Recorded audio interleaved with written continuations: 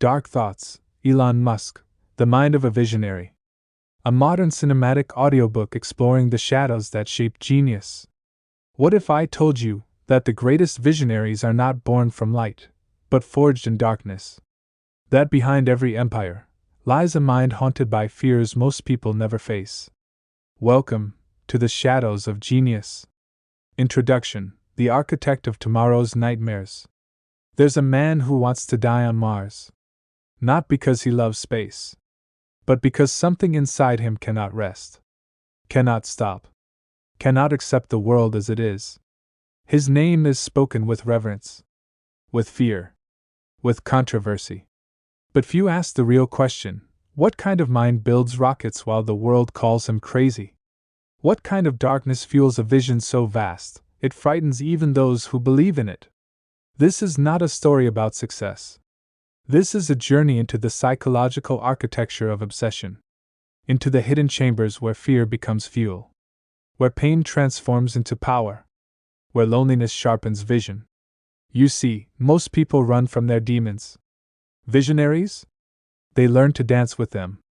Tonight, we enter the mind of someone who refused to be ordinary, who turned childhood wounds into world-changing weapons, who discovered that the path to the stars begins in the deepest valleys of the human soul. This isn't about worship. It's about understanding. Understanding how darkness, when channeled correctly, doesn't destroy you. It propels you beyond what others thought possible. So let's step into the shadows. Let's explore the dark thoughts that build impossible dreams. Because maybe, just maybe, your own darkness is waiting to become your greatest strength. Are you ready? Let's begin. Chapter 1: The Wound That Never Heals. Picture a 10-year-old boy. Small. Quiet. Lost in books about rockets and stars. Now picture him thrown down a concrete staircase by bullies. Hospitalized. Broken. But here's what most people miss: that boy didn't just heal. That boy made a decision. A dark, powerful decision that would reshape his entire existence. He decided that being weak was the greatest sin of all. See, there's a specific kind of pain that comes from childhood trauma. It's not just physical. It's existential. It whispers, "You are not enough. You are not safe. The world is hostile." Most people spend their entire lives trying to forget that whisper. They build comfortable lives to silence it. But some people? They turn that whisper into a scream, into a mission, into an engine that never stops running. This is what psychologists call compensatory achievement. When deep wounds create insatiable hunger. When past powerlessness breeds future domination. Imagine carrying that wound every single day. Never feeling truly safe. Always needing to prove. Always needing to build. Always needing to win. Not for glory, but for survival. The child who was pushed down the stairs grew up to push humanity toward the stars. Coincidence? Or is pain the secret ingredient in the recipe of greatness? Here's the dark truth: some wounds don't heal. They evolve. They become the very foundation of who we are. And perhaps that's not a curse. Perhaps that's a transformation. Chapter 2: The Father's Shadow. There's a specific type of darkness that comes from the first man in your life. Imagine growing up under someone brilliant, someone powerful, someone who could tear you apart with words sharper than any blade, someone who taught you that approval must be earned, never given freely. This is the father's shadow, the psychological imprint that shapes how we see authority, success, and our own worthiness. In the depths of the mind, there's a child still seeking validation from a father who may never give it. And that child? It grows up to become someone who needs to prove something. Not to the world. To the ghost that lives in their head. Here's where it gets interesting. That desperate need for approval can become rocket fuel. It can drive you to achieve things that make the entire world notice. Because if the world applauds, maybe that internal father figure finally will too. Psychologists call this the father wound. It creates what's known as the achievement trap, where success never feels like enough. Where every victory is temporary. Where rest feels like failure. Think about it. What if your greatest accomplishments are really just letters you're writing to someone who might never read them? But here's the paradox. Sometimes the wounds that hurt us most become the engines that drive us furthest. The approval we never got becomes the fire that lights 1,000 rockets. Is this healthy? Maybe not. Is it powerful? Absolutely. The father shadow doesn't just haunt us. Sometimes, it makes us legendary. Chapter 3: Fear as the Hidden Compass. Let me tell you something nobody teaches you in school. Fear is not your enemy. Fear is your map. Most people think courage means having no fear. They're wrong. Courage means having massive fear and moving forward anyway. Better yet? Using that fear as information. Here's the secret. What you're most afraid of is often exactly where you need to go. Afraid of failure? That fear is showing you where the real growth lives. Afraid of looking stupid? That's pointing toward the innovation zone where nobody has answers yet. There's a psychological concept called fear-driven clarity. When you're truly afraid, your mind becomes surgically focused. The noise disappears. You see what actually matters. Imagine someone terrified that humanity might not survive. That fear doesn't paralyze them. It crystallizes their entire existence into a single mission: make life multiplanetary. Build sustainable energy. Create technology that matters. That's not running from fear. That's running with it. Harnessing it. Letting it illuminate the path. Most people try to eliminate fear. Visionaries interrogate it. They ask, what is this fear protecting? What is it revealing? Where is it pointing? And here's the really dark part. Sometimes your biggest fears are actually your deepest values wearing a scary mask. Fear of human extinction? That's deep love for humanity in disguise. Fear of mediocrity? That's hunger for meaning wearing shadows. So maybe the question isn't, how do I get rid of fear? Maybe it's, what is my fear trying to show me? Because in the darkness of fear lies the coordinates to your destiny. Chapter 4: The Obsession Paradox. There's a fine line between dedication and obsession. Actually, there's no line at all. There's just degrees of fire. Let's be honest about something nobody wants to say. Balanced people don't change the world. Obsessed people do. You want to revolutionize transportation? You don't work 9 to 5. You sleep on the factory floor. You miss birthdays. You sacrifice relationships. You become the thing you're building. This is what psychologists call flow at the expense of balance. When the work becomes so consuming, so meaningful, that everything else fades. Not because you don't care about other things, but because the mission is too loud to ignore. Here's the dark truth: obsession is lonely. Really, truly lonely.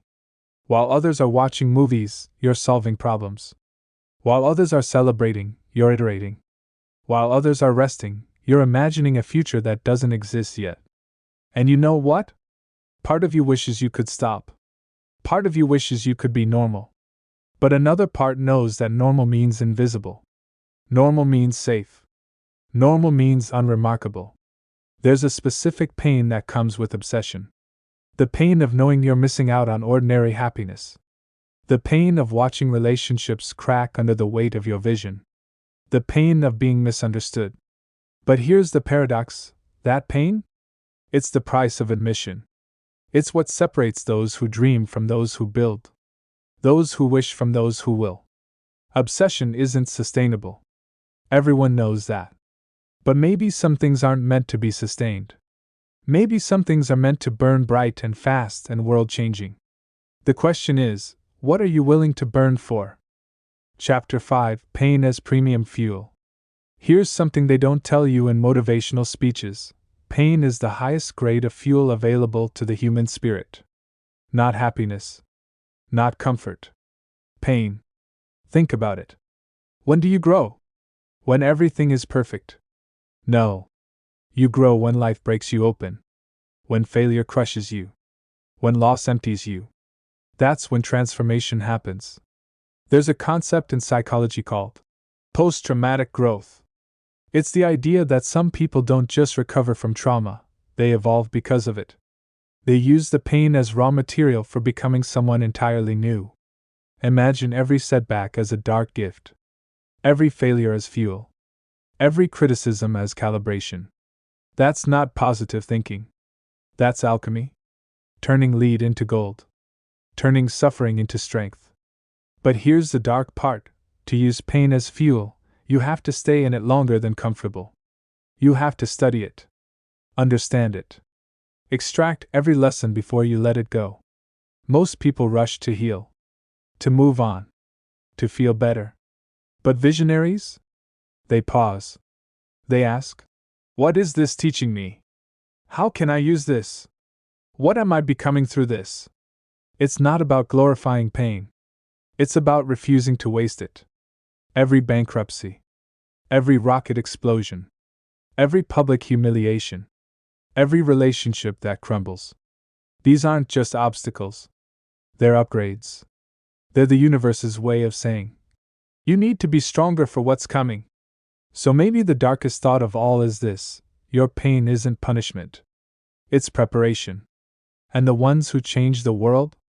They're just the ones who learn to transform suffering into something beautiful, something useful, something undeniable. Chapter 6: The Extreme Risk Philosophy. Let me ask you something. What would you do if you knew you couldn't fail? Now flip that question. What would you do if you knew you probably would fail? That second question? That's where visionaries live. Most people calculate risk to avoid it. Extraordinary people calculate risk to take it intelligently. There's a massive difference. Here's the thing about extreme risk: it's not reckless. It's conscious. It's strategic.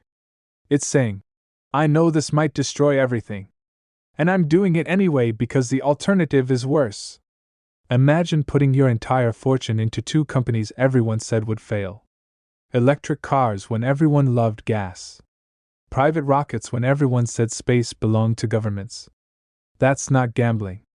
That's conviction so deep it looks insane from the outside.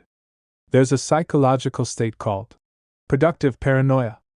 It's when you simultaneously believe you'll succeed and prepare for catastrophic failure. You bet everything while having backup plans for the backup plans. This creates a specific kind of mental torture. You're all in, but you're terrified. You're confident, but you're calculating every disaster scenario. You're optimistic publicly and catastrophizing privately. Why would anyone choose this? Because safe is slow. Because incremental is invisible.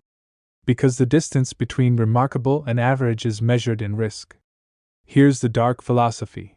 Most people die without knowing their full capacity. They play it safe and never discover what they were truly capable of. The regret of that? It's worse than any failure. So extreme risk isn't about being fearless. It's about fearing the wrong thing. Fearing mediocrity more than bankruptcy. Fearing a small life more than a spectacular failure. Because at the end, you don't remember the risks you didn't take. You remember the ones you did. Chapter 7: The Loneliness at the Top. There's a specific kind of silence that comes with vision. It's the silence of being the only one in the room who sees what you see. The silence of explaining your dream to people who think it's a nightmare. The silence of making decisions that will affect thousands, but making them alone. This is the loneliness of leadership. And it's darker than people admit. Here's what nobody tells you: the higher you climb, the fewer people can meet you there. Not because they're not good enough, but because the air is different at altitude. The perspective is different. The stakes are different. You start making decisions that hurt people you care about. You start prioritizing mission over relationships. You start becoming someone others admire but don't fully understand. And late at night, when the world is quiet, you wonder, is this worth it? Is changing the world worth losing connection with it? There's a psychological phenomenon called leadership isolation. When your position prevents intimacy. When people see your title before they see you. When every conversation carries weight. When vulnerability feels like weakness. Imagine carrying visions so big they frighten even you.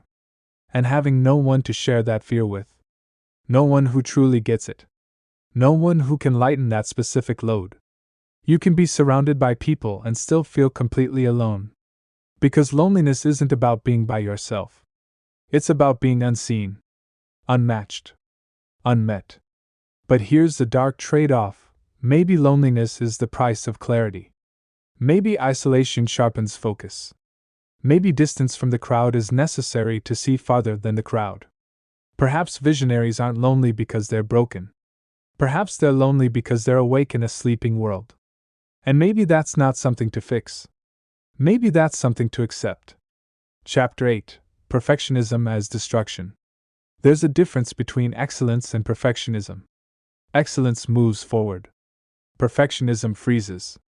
But here's the twisted part. Sometimes perfectionism is the only standard that produces miracles. Imagine demanding perfection not because you're controlling, but because anything less means people die. Literally.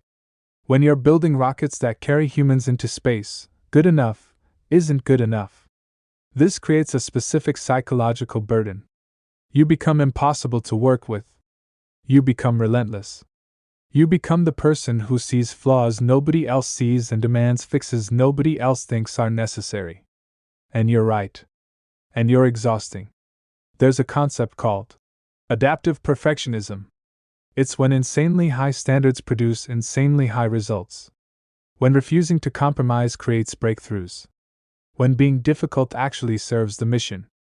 But it comes at a cost. Perfectionism burns out teams. It destroys timelines. It creates enemies. It makes you the villain in someone else's story. Here's the dark question. What if some goals require a level of perfectionism that breaks people? What if changing the world means being the kind of leader others love to hate? You iterate 20 times when others would stop at 3. You restart when others would launch. You demand when others would accept. Not because you enjoy it, but because the gap between almost perfect and perfect is the gap between explosion and exploration. This is the destructive side of greatness. The part where vision becomes violence.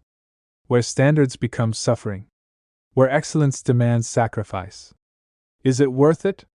Ask the people who benefit from the result. Ask humanity standing on Mars. Ask the future looking back. Perfectionism might destroy comfort. But sometimes it builds immortality. Chapter 9: Converting Anger into Energy. Let's talk about something uncomfortable: anger as power source. Not the explosive, destructive kind. The focused, channeled kind. The kind that says, "Watch me," instead of, "Why me?" When the world doubts you, you have two choices: prove them right or prove them wrong. Anger decides which. Here's the thing about anger. It's just energy with a direction. Most people let it explode outward, destroying relationships. Or implode inward, destroying themselves. But some people? They compress it. They aim it. They weaponize it. Imagine every critic, every doubter, every person who said it couldn't be done. Now imagine using that as fuel. Every no becomes a reason to build. Every mockery becomes motivation. Every setback becomes strategic rage. This is what psychologists call oppositional energy. When resistance from outside becomes fuel from inside. When barriers become targets. When doubt becomes determination. There's a specific kind of anger that comes from being underestimated. From being told your vision is impossible. From watching people celebrate your failures. That anger? It's pure propulsion. But here's the dark mastery. You can't let anger control you. You have to control it. You have to transform it from emotion into action. From reaction into revolution. It's like nuclear power. Uncontrolled? Disaster. Channeled correctly? It powers cities. It lights up the world. So when someone says your company will fail, you don't argue. You build. When they say your product won't work, you don't defend. You deliver. When they mock your mission, you don't explain. You execute. Anger becomes your silent partner. Your midnight motivator. Your secret accelerant. The world sees calm confidence. But inside? There's a controlled fire. And that fire? It's burning through every obstacle between you and impossible. Chapter 10: Vision at the cost of connection. Here's a brutal truth: you can't build rockets and build relationships with equal intensity. Something always gives. Usually, it's connection. Imagine having a vision so consuming, it becomes your primary relationship. The mission becomes your partner. The company becomes your family. The future becomes your present. And the people who love you? They become casualties of your calling. This isn't about being cold. It's about capacity. The human mind can only hold so much. And when your mind is designing electric futures and multiplanetary civilizations, there's less room for dinner conversations and emotional availability. There's a psychological cost called relationship attrition. When your partnerships can't survive your priorities. When your presence is physical but your mind is elsewhere. When people leave not because you're bad, but because your greatness leaves no space for them. And here's the dark part: you understand. You know you're failing at connection. You know you're hurting people. But you also know that if you stop, the vision dies. And you can't let the vision die. So you make the choice. Again and again. Vision over comfort. Mission over intimacy. Future over present. Is this sacrifice noble or selfish? Maybe both. Maybe that's the paradox of changing the world. You do it for everyone's future while missing your own present. People will judge this. They'll say you should balance better. But they don't carry your vision. They don't feel the urgency you feel. They don't understand that some callings don't allow balance. Here's what nobody says: maybe visionaries aren't choosing mission over people. Maybe they're choosing millions of future people over dozens of present people. Maybe that's not heartless. Maybe that's just math with humanity at scale. But late at night, when the work is done and the house is quiet, you still feel it. The absence of deep connection. The ghost of relationships that couldn't survive your dreams. And you wonder, is this the price? Or did I just pay more than I had to? Chapter 11: Identity Crisis in the Mirror. Who are you when you're not achieving? This is the question that haunts every high achiever. The identity crisis that whispers in quiet moments. If you stop building, do you stop existing? Here's the dark psychology. Some people don't have achievements. They are their achievements. Their identity is completely fused with their output. No separation. No boundary. Imagine looking in the mirror and seeing not a person, but a project. Not a soul, but a productivity score. Your worth isn't inherent. It's earned. Daily. Relentlessly. This creates something psychologists call contingent self-worth. When your value depends entirely on external results. When you're only as good as your last success. When rest feels like death. There's a specific emptiness that comes with this. Even when you're winning, there's a void. Because the achievement doesn't fill the hole. It just temporarily covers it. And then you need the next achievement. And the next. And the next. It's addiction, really? Achievement addiction. Success as drug. Productivity as pain management. But here's the twisted part. This might be the only way to build impossible things. Because if your identity depends on it, you literally cannot stop. Quitting isn't an option. It would be identity suicide. So you keep going. Not because you want to. But because you don't know who you'd be if you didn't. The world sees confidence. Certainty. Purpose. But inside? There's a question that never stops asking. Who am I without the mission? What's left when the building stops? Maybe nothing. Maybe everything. But you're too afraid to find out. So you build. Because building is breathing. Because creating is existing. Because the mission isn't just what you do. It's who you are. And if that's prison, it's also power. If that's curse, it's also calling. The question remains unanswered. And maybe that's okay. Maybe some questions aren't meant to be answered. Just lived. Chapter 12: The Terror of Ordinary. What's your deepest fear? Death? Failure? Rejection? For some people, the answer is simpler and darker: being ordinary. There's a specific horror in the idea of living a forgettable life. Of being born, living quietly, and disappearing without a trace. Of never mattering. Never making a dent. Never being remembered. This isn't arrogance. It's existential terror. Imagine waking up every day with a voice that whispers, "You have limited time. What are you doing with it? Is this enough? Will this matter? Will anyone remember?" That voice? It's not motivational. It's terrifying. Because it means you can never rest.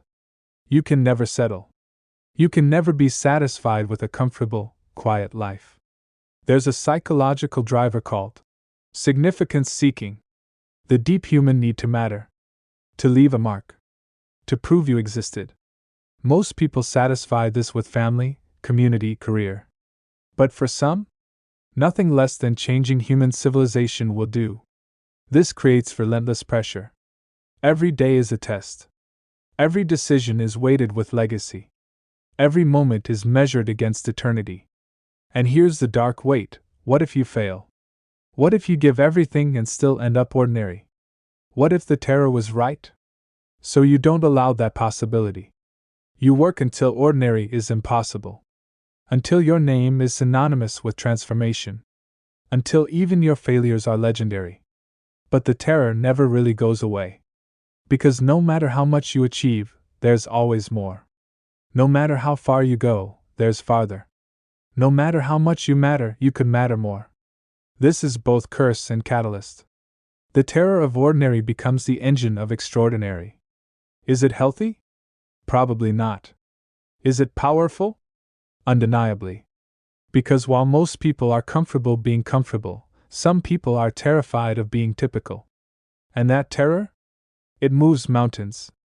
It builds empires. It changes species' destiny. The terror of ordinary creates the architecture of legendary. Chapter 13: The Beautiful War with Failure. Failure is not your enemy. Failure is your evolution. Let me explain. Most people experience failure as ending.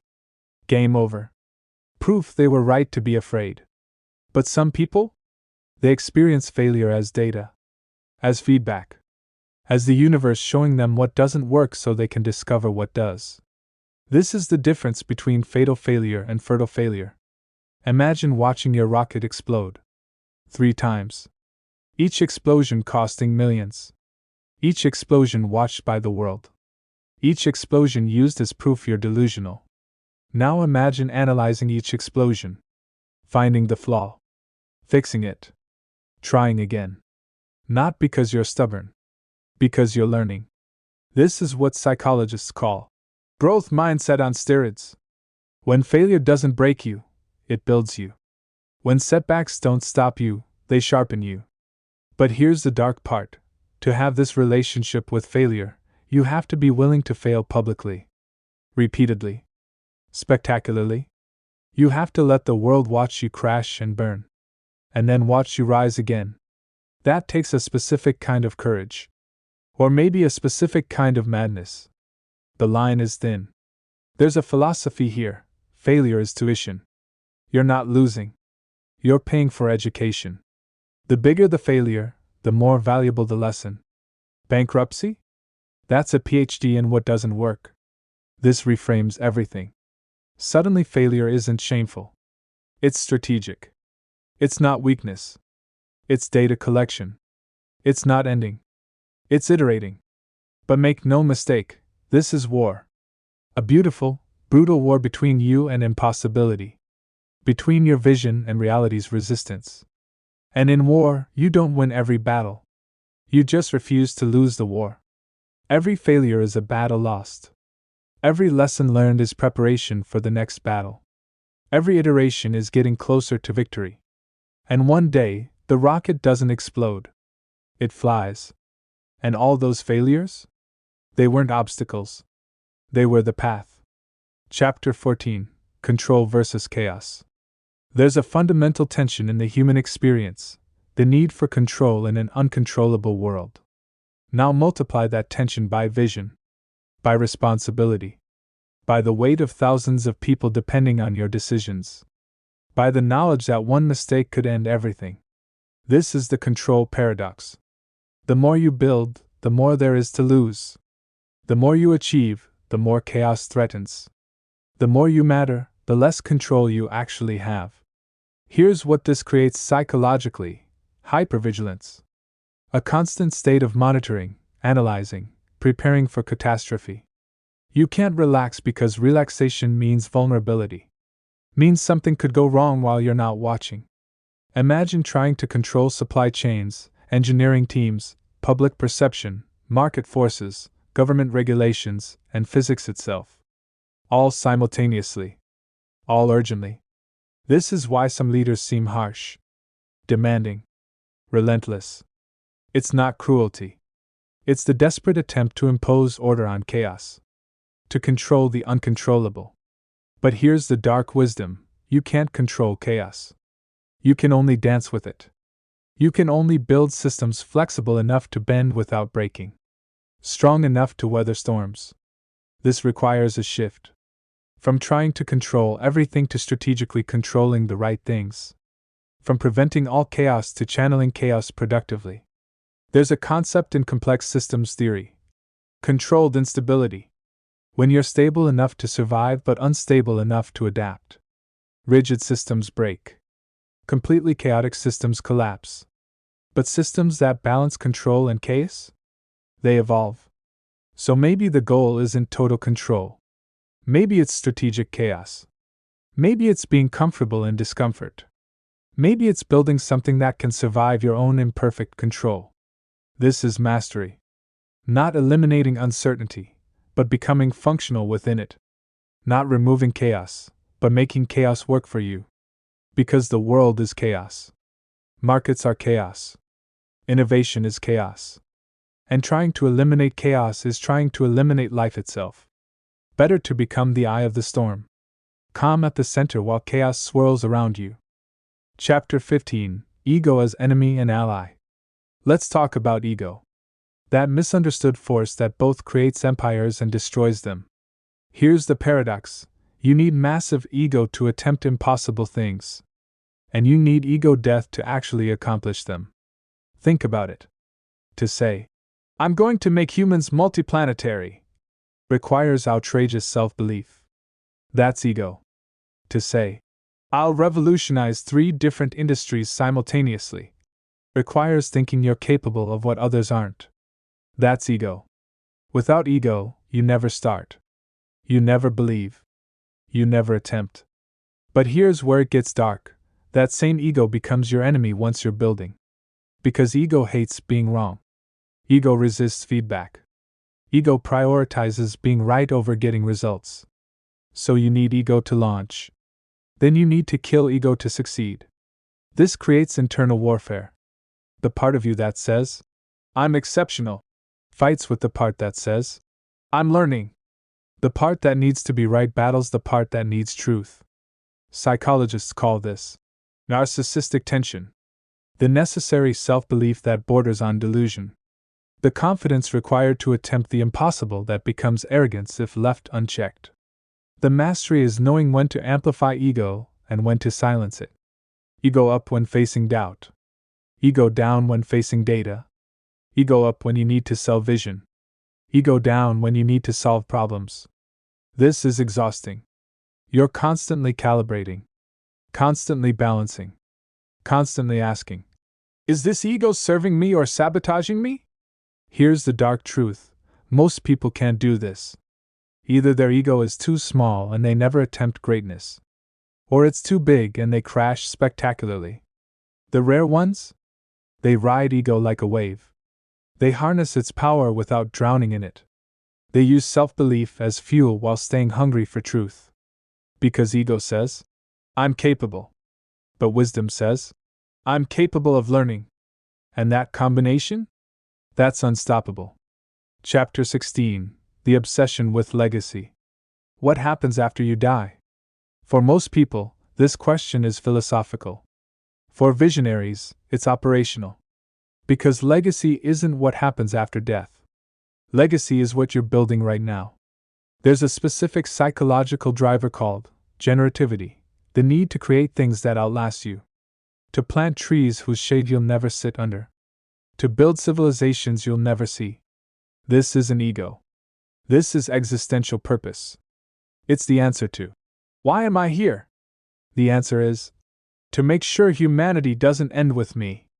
Imagine working 100-hour weeks not for money, not for fame, but because you genuinely believe your work determines whether our species survives the next century. That's not ambition. That's mission at cosmic scale. But here's the dark weight. Living for legacy means sacrificing presence. It means missing today because you're building tomorrow. It means relationships suffer because you're thinking in generations. Your kids see you rarely. Your partner feels second priority. Your health declines. Your hobbies disappear. Everything becomes subordinate to the long game. And you tell yourself it's worth it. That your children will understand. That your sacrifice serves the greater good. That personal happiness is small compared to species survival. But late at night, doubt whispers. What if you're wrong? What if you're sacrificing real life for imaginary legacy? What if no one remembers? What if it doesn't matter? And you wake up the next day and build anyway. Because even if the doubt is right, the alternative is worse. The alternative is living small. Living safe. Living forgettable. There's a philosophy here. Better to die exhausted from meaning than comfortable from mediocrity. Better to risk everything for legacy than guarantee nothing with safety. This is the burden of vision. You see the future so clearly that the present becomes less real. You care about humanity so much that individual humans, even yourself, become secondary. Is this noble? Is this madness?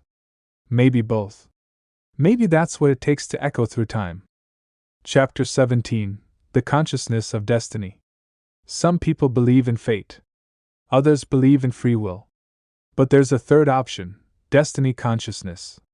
It's the bone-deep knowing that you're here for something specific. That your existence isn't random. That the universe, life, probability, whatever you want to call it, put you here for a reason. And that reason is massive. This isn't religious.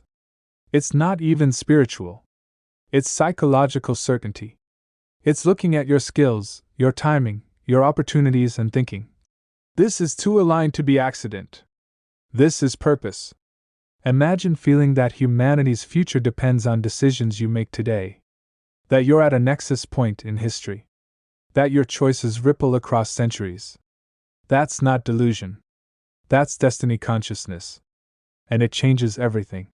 When you believe you're destined for something, failure becomes impossible.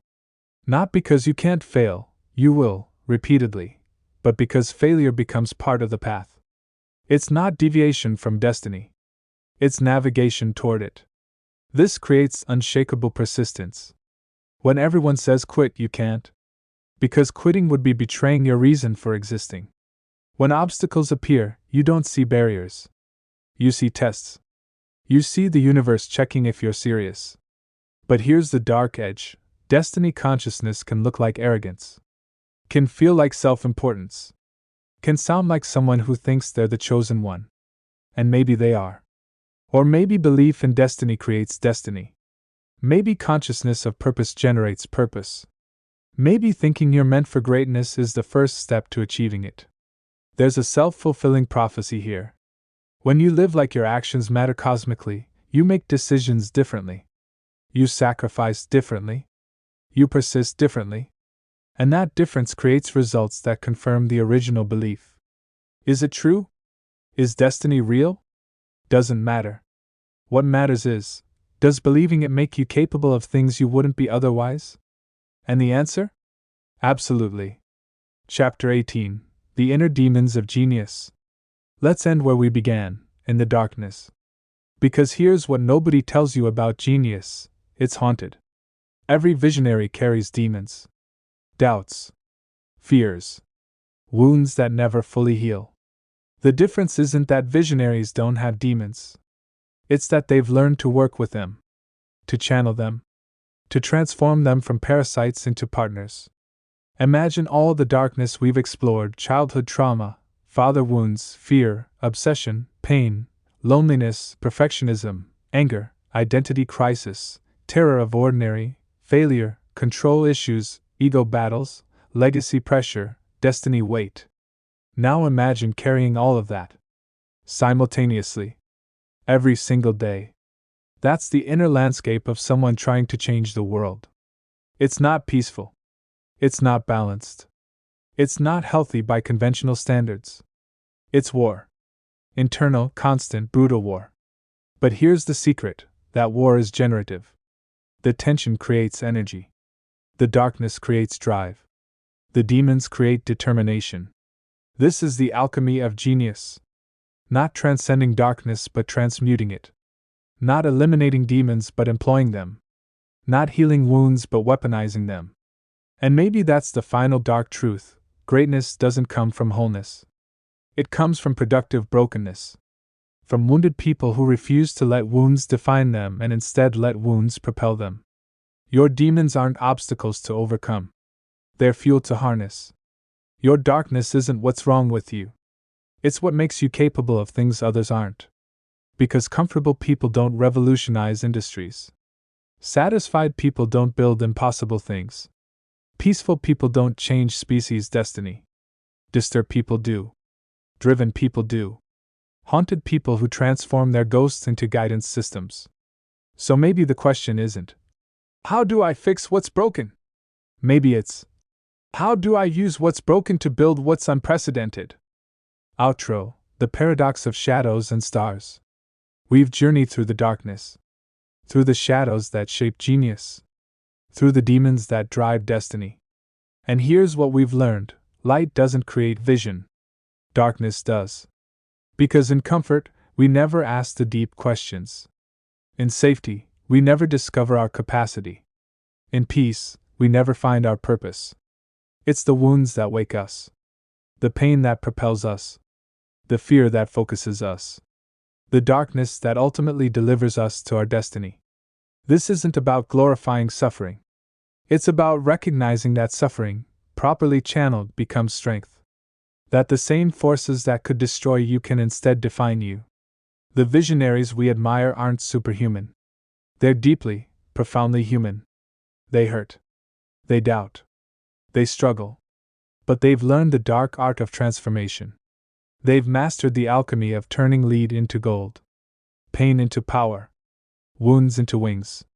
So as you return to your own life, ask yourself, what darkness am I running from? What if I stopped running? What if I turned around and asked, what are you trying to teach me? Your wounds might be your greatest wisdom. Your fear might be your clearest compass. Your demons might be your deepest allies. You don't need to become someone you're not.